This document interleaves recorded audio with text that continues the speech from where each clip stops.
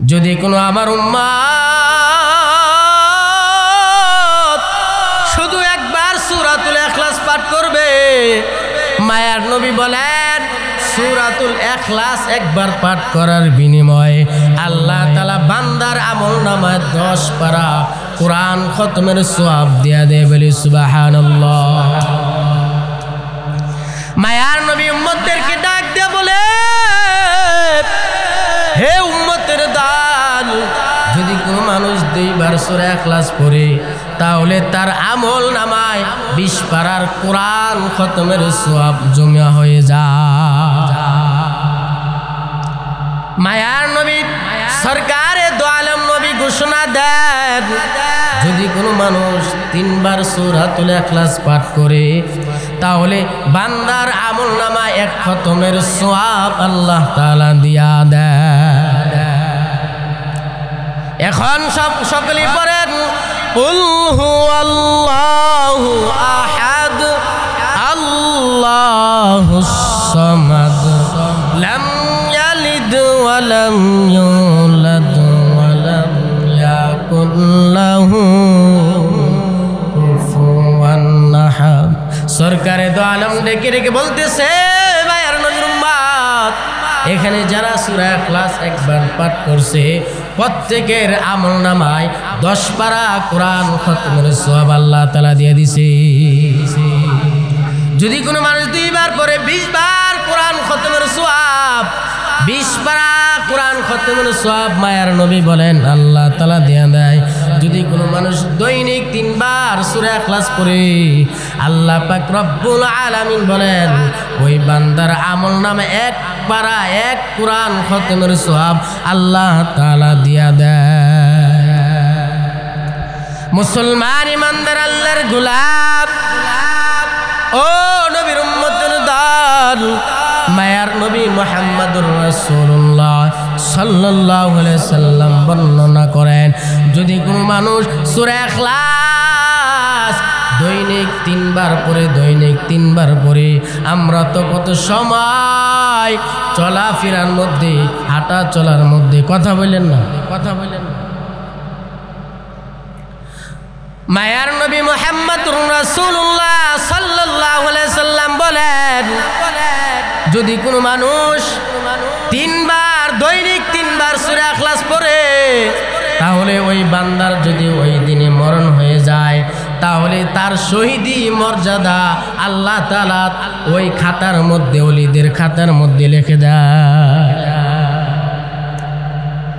হে মুসলমান, যদি কোনো মানুষ 100 বার সূরা ইখলাস পাঠ করে, হে মুসলমান, কত সময় আমি আর তুমি টিভি সিনেমার মধ্যে সময় নষ্ট করে ফেললাম, কত সময় এই যে খ্রিস্টানদের খেলা আর্জেন্টিনা আর ব্রাজিলের খেলার মধ্যে 90 মিনিটের মধ্যে আমি সময় দিলাম।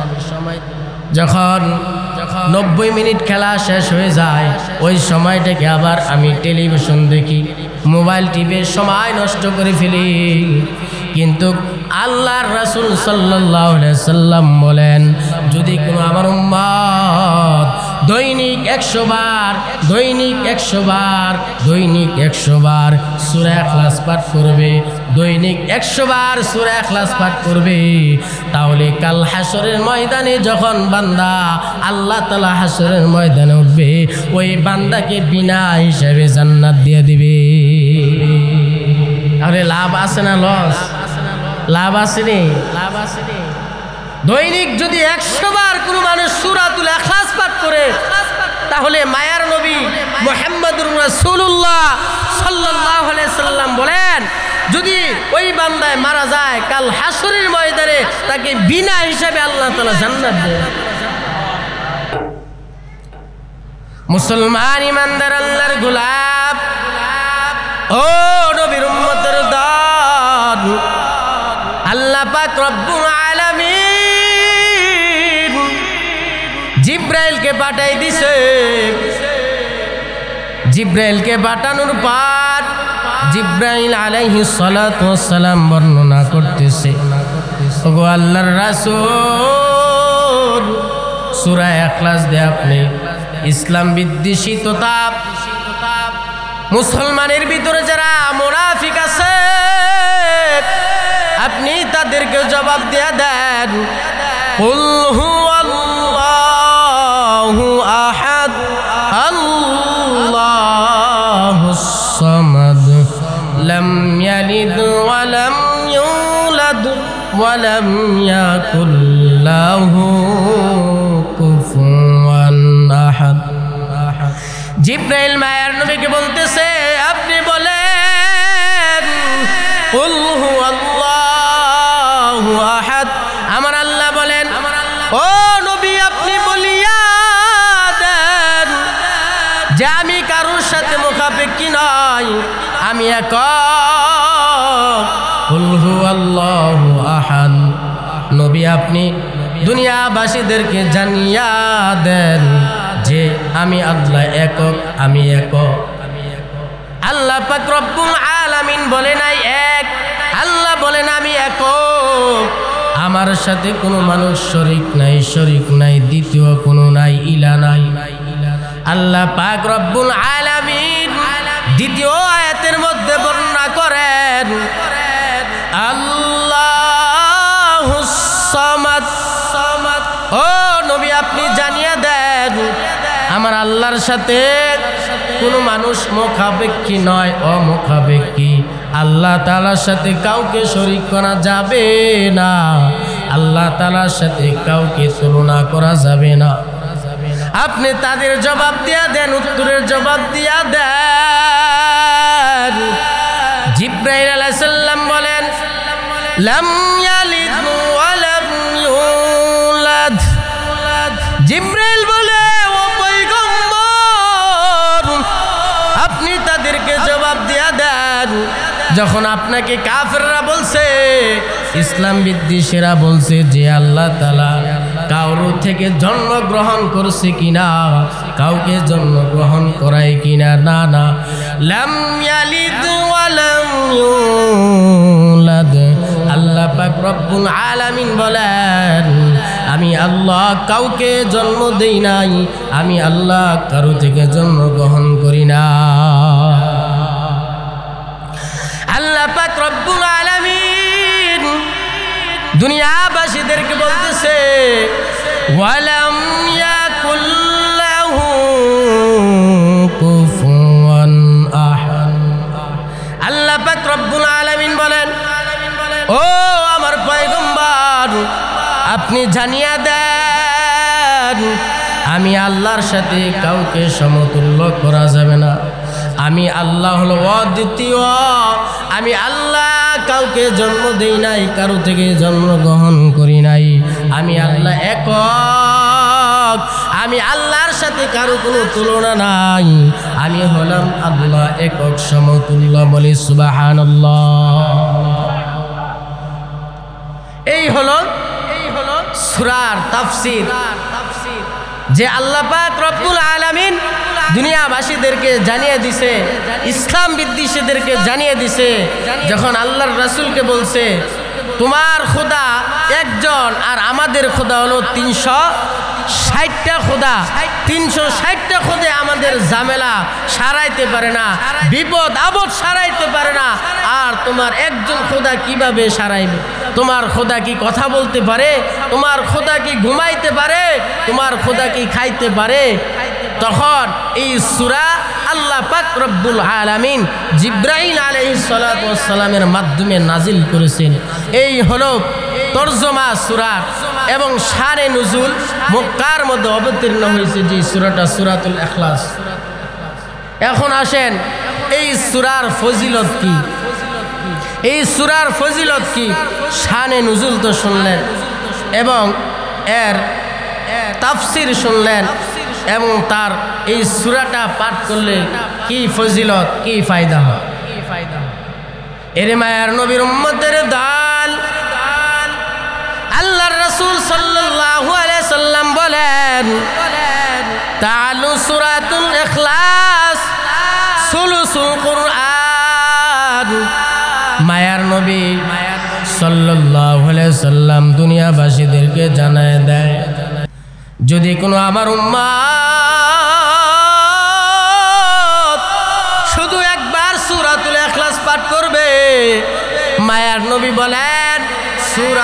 ইখলাস একবার পাঠ করার বিনিময়ে আল্লাহ তাআলা বান্দার আমলনামায় 10 পারা কোরআন খতমের সওয়াব দিয়া দেয়। বলি সুবহানাল্লাহ।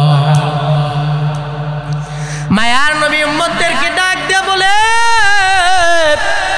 হে উম্মতের দল, যদি কোনো মানুষ 2 বার সূরা ইখলাস পড়ে তাহলে তার আমল নামায় 20 পারার কোরআন খতমের সওয়াব জমা হয়ে যায়।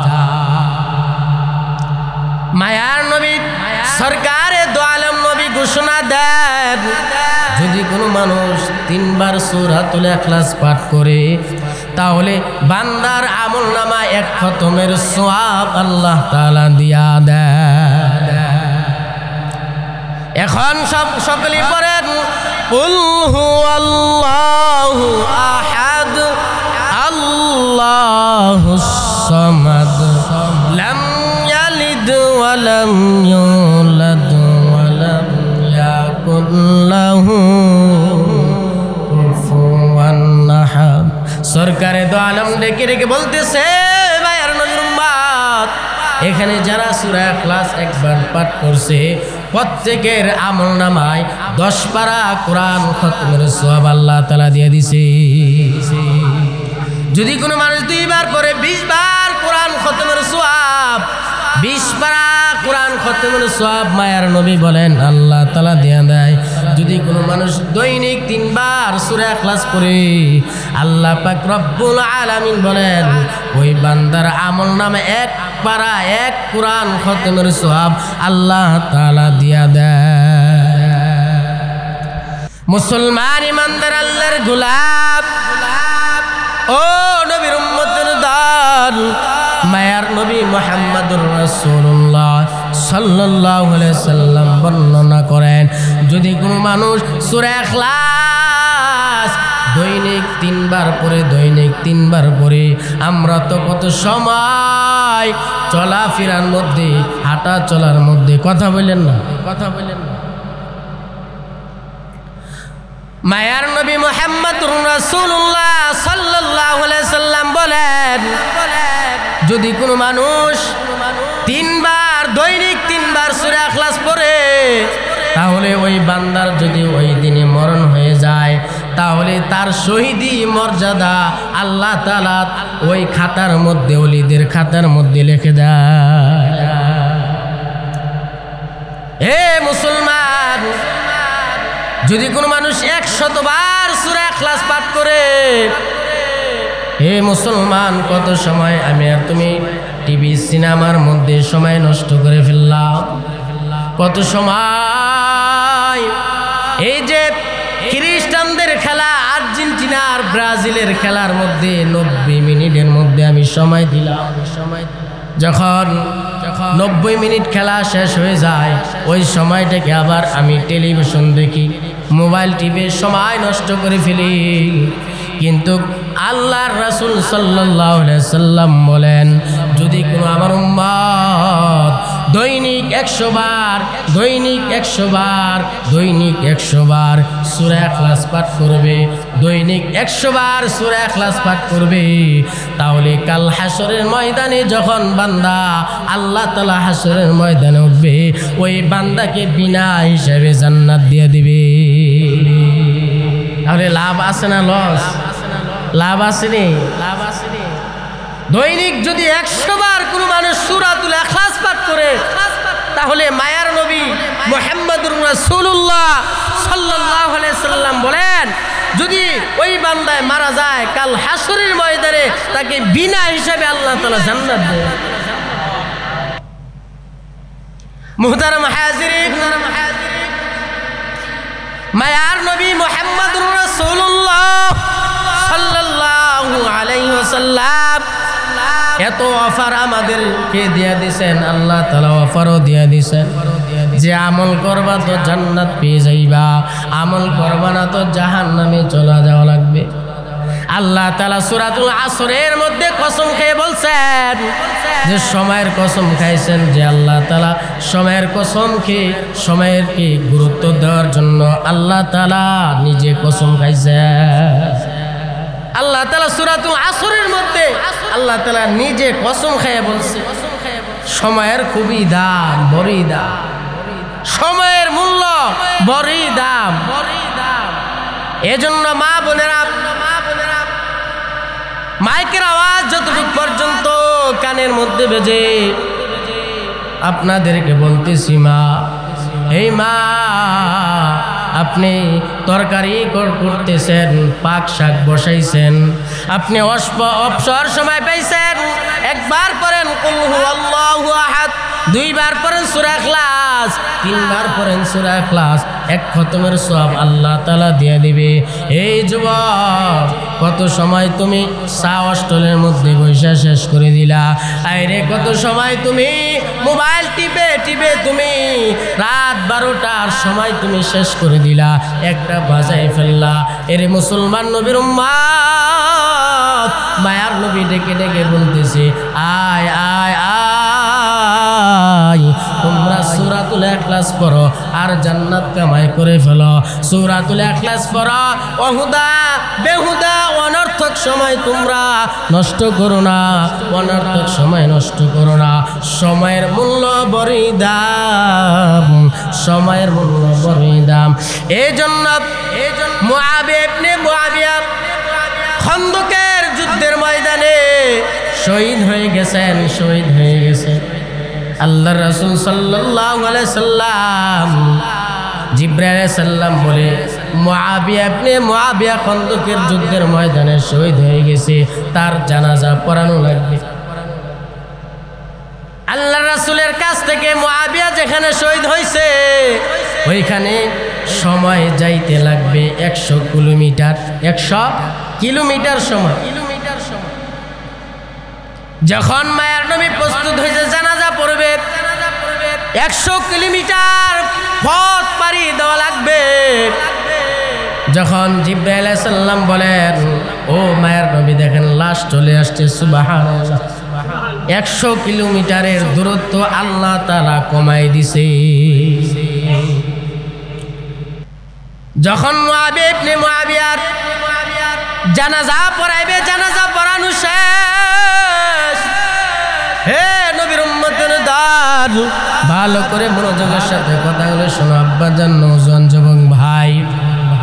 যখন মুআবিয়া ইবনে মুআবিয়ার জানাজার নামাজ শেষ, নামাজ শেষ করার পর জিবরাইলকে ডাক দেয়া বলে, হে জিবরাইল, যখন আজকে সূর্য উদিত হয়েছে, আলো নিয়ে আসছে, আর জানাজার নামাজ শেষ, অন্ধকার কেন নেমে আসছে? সূর্য তো আজকে উদিত হয়েছে, আলো দিছে, এখন জানাজার নামাজ শেষ, অন্ধকার কেন হয়ে গেছে? অন্ধকার হওয়ার কারণটা কি? জিবরাইল আলাইহিস সালাতু ওয়াস সালাম ডাক দেয়া বলে, হে মায়ার নবী, অন্ধকার হওয়ার কারণ আছে, কারণ আছে। আসমানের 7ম আসমান, 7টা আসমান থেকে ফেরেশতারা মুআবিয়া ইবনে মুআবিয়ার জানাজা পড়ার জন্য আসছে।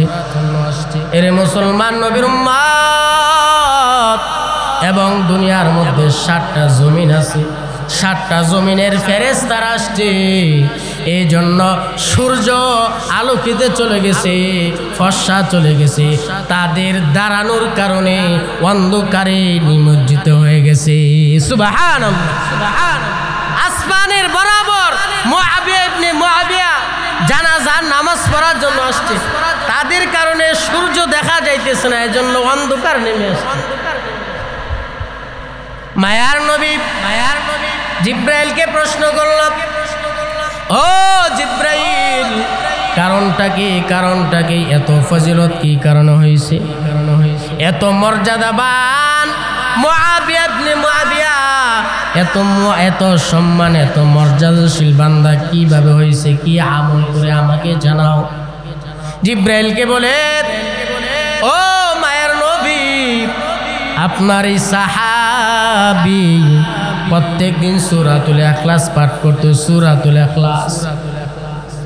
খানা খাইতো না সূরা ইখলাস পাঠ না করে, নিন্দ্রায় ঘুমানো যাইতো না সূরা ইখলাস পাঠ না করে। সর্বদাই সর্বহালতে সূরা ইখলাস পাঠ করতো। সূরা ইখলাসের বরকতে সূরা ইখলাসের ফজিলতের কারণে আল্লাহ তাআলা আসমানের ফেরেশতা জমিনের ফেরেশতাদের পর্যন্ত তারাও তার জানাজার মধ্যে শরীক হইছে। তাহলে বোঝা গেল সূরাতুল ইখলাসের ফজিলত এত গুরুত্ব, এত সম্মান আর মর্যাদা সূরাতুল ইখলাসের মধ্যে আছে যে সূরাতুল ইখলাসের আমল করত তো আসমানের ফেরেশতারা নেমে আসছে তার জানাজা পড়ার, জমিনের ফেরেশতারা পর্যন্ত তার জানাজা পড়ার জন্য নেমে আসে।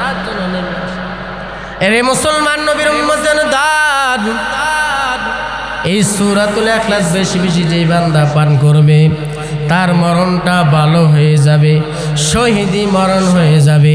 এই জন্য আমরা পারবো তো সূরাতুল ইখলাস বেশি বেশি পাঠ করতে, পারবো তো ইনশাল্লাহ। মুসলমান ইমানদার আল্লাহর গোলাম, ও মায়ের নবীর উম্মতের দাদ, ইমাম আহমদ ইবনে হাম্বল রহমাতুল্লাহি আলাইহি উনি লাগাতার সফর করতেন। হাদিস বিশারক একজন লোক ছিল, হাদিস নিয়ে গবেষণা করত ইমাম আহমদ ইবনে হাম্বল রহমাতুল্লাহি আলাইহি। হাঁটতে হাঁটতে সন্ধ্যা ঘুরে গেছে, রাত্র মাগরিবের সময় হয়ে গেছে। ইমাম আহমদ ইবনে হাম্বল রহমাতুল্লাহি আলাইহি এক মসজিদের বারিন্দার মধ্যে গিয়া হাজির হইছে। মুয়াজ্জিন ডেকে বলে, হে আমার ভাই, এখানে আপনার অবস্থান করা যাবে না, মসজিদে ঘুমানো বসানো নিষেধ, নামাজ ব্যতীত মসজিদে কোনো মানুষ প্রবেশ করা লাগে না। ওই মুয়াজ্জিন তো ইমাম জমানার ইমাম আহমদ ইবনে হাম্বলকে চিনে না। যদি চিনতো তাহলে তাকে মেহমানদারিও করাইতো, যদি চিনতো তাহলে তাকে আপ্যায়ন করতো। তখন ইমাম আহমদ ইবনে হাম্বল রহমাতুল্লাহি আলাইহি মসজিদ থেকে বাইর হয়ে গেছেন। শীতের রজনী ছিল। মুহতারাম হাজিরিন, সূরা ইখলাস এবং এই যে ইস্তেগফারের আমল, ইস্তেগফার পড়লে কি ফায়দা হয়, কি ফজিলত হয়, কি লাভবান হয়। ইমাম আহমদ ইবনে হাম্বল রহমাতুল্লাহি আলাইহি তখন হাঁটতে রওনা করলেন, রাস্তা দিয়ে হাঁটতেছে। একটা বাজারের মধ্যে গেলেন, বাজারের মধ্যে গিয়ে দেখতেছে একজন লোক রুটি খোলা দিতেছে, রুটি বাজতেছে। ওই রুটিওয়ালার কাছে গেলেন, যাওয়ার পর বলতেছে, ভাই তোমার জায়গার মধ্যে একটু বসার জন্য আমাকে স্থান দাও, তোমার জায়গার মধ্যে আমি বসতে চাই। ওই লোকটাই বসার জায়গা দিলেন, দেওয়ার পর ওই লোকটাই বসতে পারে না। এটা তো জমানার ইমাম আহমদ ইবনে হাম্বল রহমাতুল্লাহি আলাইহি চিনতে পারে নাই। ওই লোকটা জিজ্ঞাসা করতেছে, ওই লোকটায় যে লোকটা রুটি খোলা দেয়, রুটি তাওয়ার মধ্যে রুটি খোলা দেয়, রুটি লম্বা করে রুটি বেলুন দিয়া এইভাবে আশ্রাইতে থাকে আর পড়তে থাকে আস্তাগফিরুল্লাহ। রুটি লম্বা করে পরে আস্তাগফিরুল্লাহ। রুটি তাওয়ার মধ্যে দেয়, রুটি ভাজে, পরে আস্তাগফিরুল্লাহ। রুটি ভাজতেছে আস্তাগফিরুল্লাহ, নিচের দিকে তাকাইতেছে আস্তাগফিরুল্লাহ, উপরের দিকে তাকাইতেছে আস্তাগফিরুল্লাহ, ডাইনে তাকাইতেছে আস্তাগফিরুল্লাহ, বামে তাকাইতেছে আস্তাগফিরুল্লাহ।